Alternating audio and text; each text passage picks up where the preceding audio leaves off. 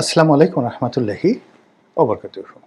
সম্মানিত দর্শক, অতি সম্প্রতি জামাতের একজন নেতা, তার এক বক্তব্য, শীর্ষ নেতা, তো ওনার বক্তব্য দেখলাম যে তিনি পিআর এবং গণভোট এই দুটো বিষয় নিয়ে অসাধারণ একটি মন্তব্য করেছেন। তিনি বলেছেন যে যদি পিআর না হয় এবং গণভোট না হয় তাহলে জামাতের আমও যাবে, সালাও যাবে। এখন জামাতের আমটা কি আর সালাটা কি, এই বিষয়টা নিয়ে আলোচনা করব। একই সঙ্গে যদি জামাতের আম হয়, সালা হয়, দুটো থাকে, তাহলে তাদের এই মুহূর্তে প্রধান প্রতিদ্বন্দ্বী বিএনপি, তাদের আম এবং সালার অবস্থা কি হবে। ২ নম্বর হলো যে যদি জামাতের আম সালা চলে যায় তাহলে বিএনপির কি হবে। ২ নম্বর হলো যে এই মুহূর্তে আমরা যে একটা অসম রাজনৈতিক প্রতিযোগিতা দেখতে পাচ্ছি, এই প্রতিযোগিতা হয় না, কখনো হয় না।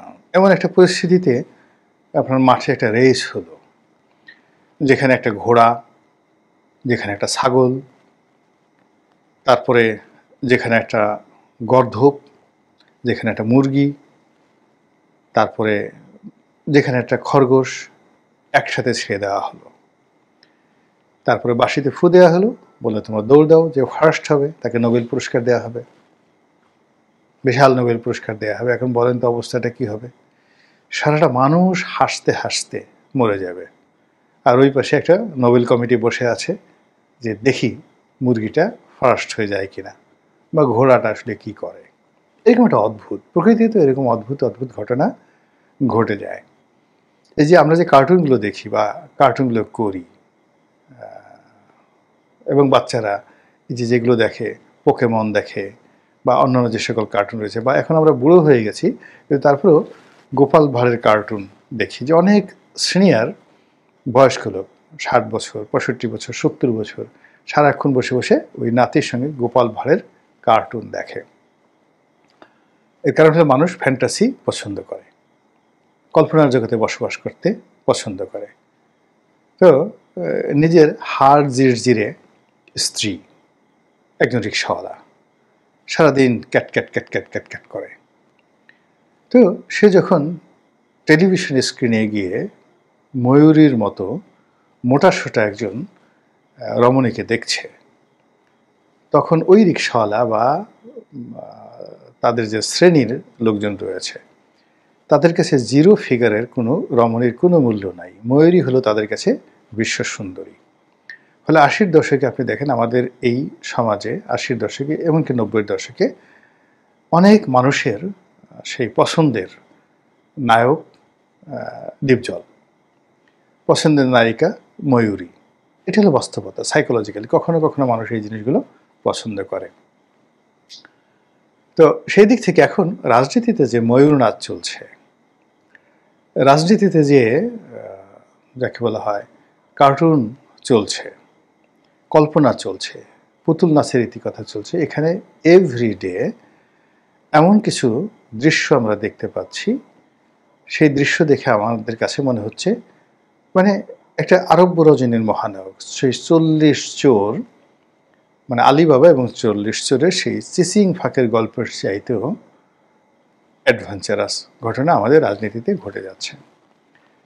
এমন সব লোক সংবিধান নিয়ে কথা বলছে, পার্লামেন্ট নিয়ে কথা বলছে, যারা জীবনে পার্লামেন্ট যেতে পারবে না। ভোট তো দূরের কথা, মানে কোনো অবস্থাতেই সম্ভব না। কিন্তু এটা পার্লামেন্ট কেমন হওয়া উচিত, পার্লামেন্ট মেম্বার কেমন হওয়া উচিত, ভোট কীভাবে দেওয়া উচিত, হয়তো সে জীবনে ভোটই দেয়নি। তারা ভোট সম্পর্কে নানা রকম কথাবার্তা বলছেন, রাজনীতি নিয়ে নানা তথ্য দিয়েছেন, দিতে চলেছেন, এইভাবে চলবে, এইভাবে চলবে। কিন্তু জীবনে দেখা গেল তিনি কখনো রাজনীতি করেননি। হঠাৎ করে গত ১৪ মাসে এমন অনেক নতুন মুখ চলে এসেছে, নতুন নায়ক নায়িকা চলে এসেছে, যে আমাদের সেই রাজনীতির যারা রাজ্জাক, শাবানা, কবরী, বুলবুল আহমেদ, এরকম যারা নায়ক ছিলেন আমাদের দেশে, কিংবা ইন্ডিয়ান চলচ্চিত্রে দিলীপ কুমার, রাজকুমার, রাজ কাপুর, এই কিংবদন্তিগুলোর জায়গাতে এখন এমন জায়গাতে চলে আসছে, মানে আপনি এটা বলা যাবে না, বলা যাবে না।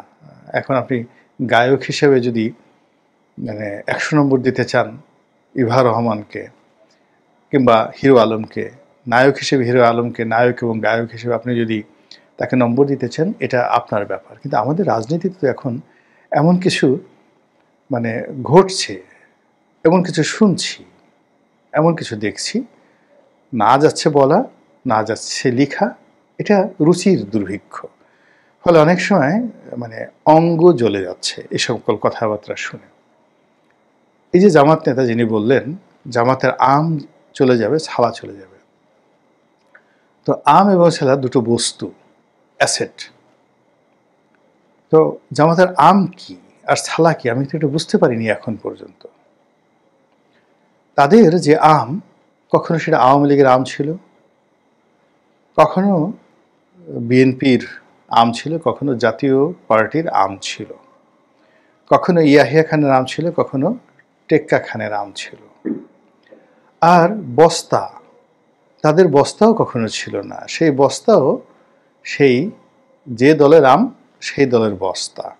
তারা শুধু এই বস্তার মধ্যে আম ভরে আত্মতৃপ্তিতে তারা ঢেকুর তুলেছেন যে এই আমাদের আম, এই আমাদের বস্তা।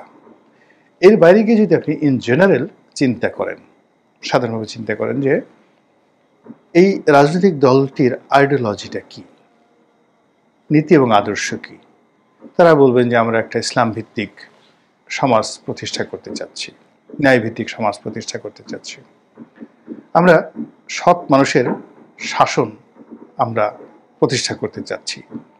তো এইরকম নানা কথাবার্তা আপনি শুনতে পারবেন তাদের মুখ থেকে। কিন্তু এই গত 14 মাসে যদি